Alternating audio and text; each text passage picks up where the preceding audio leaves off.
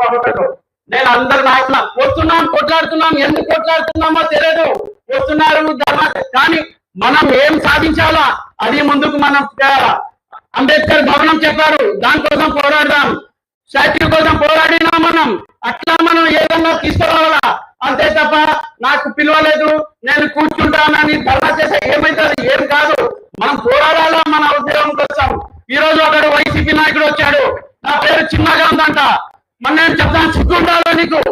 5 సంవత్సరాలు మా నాన్న ఎమ్మెల్సీ ఉన్నప్పుడు ఒక్క పేరు రాలేదు, ఒక్క తగ్గుతాలో మన నాన్న పేరు లేదు. ఇప్పుడు నువ్వు వచ్చి చిన్న పేరు చిన్నగా ఉందని అంటారు.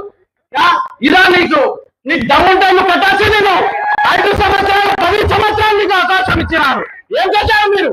ఇప్పుడు వచ్చి మా పేర్లు లేవు, మా ఇది లేదు, నా పేరు చిన్నగా ఉంది. నువ్వు కట్టి పెద్ద రాష్ట్రాన్ని ఎవరైనా ఆపుతున్నారా? నీకు ఏ ఆపడం లేదు కదా.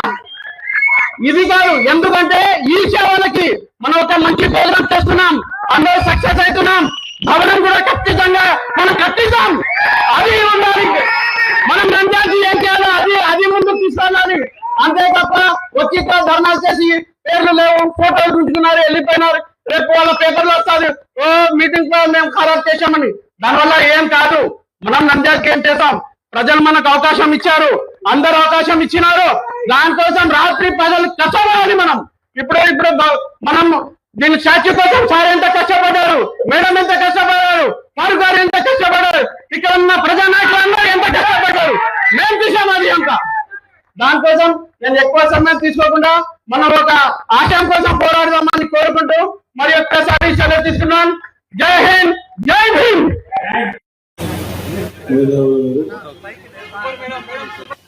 మన కుటుంబం అంతా అంబేద్కర్ గారి కుటుంబం. మనమందరం కూడా అది వ్యవహారం. అంబేద్కర్ కుటుంబీకులందరికీ నా వందనాలు, శుభాభివందనాలు. అదేవిధంగా